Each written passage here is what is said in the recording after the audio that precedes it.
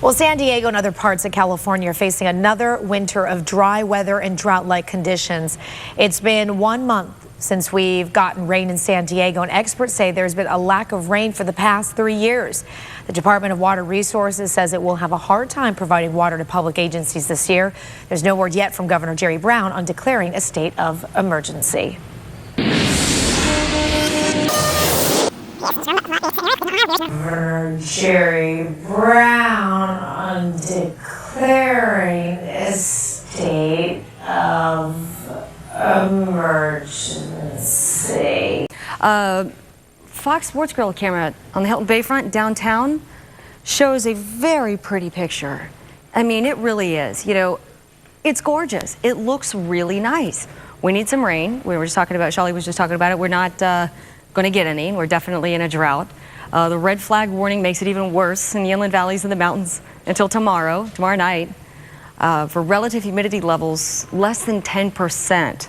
With high winds, you have that elevated fire danger. So that's what the red flag warning means when the National Weather Service issues that advisory.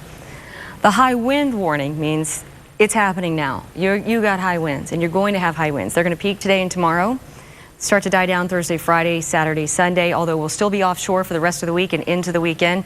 No rain in sight. We will have a few high clouds that will move overhead this weekend. I know, this is pretty severe. This is extreme. This is our rainy season. Usually this is when we get some rain.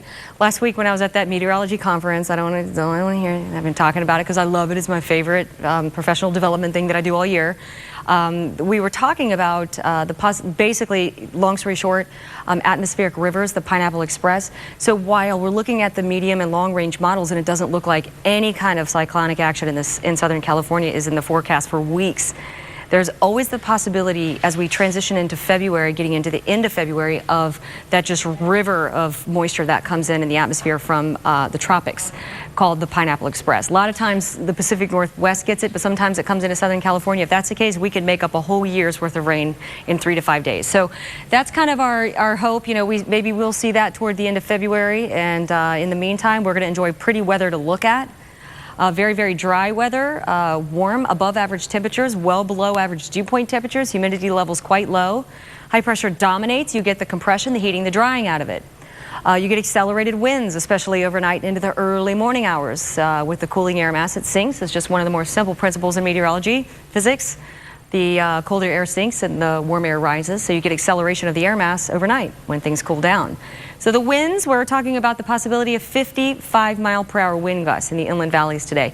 65-mile-per-hour gusts getting into the canyons and passes. Warmer, drier weather. The forecast modeling is not showing much of any change as we transition today and tomorrow. We're going to warm up just a little bit today and into tomorrow.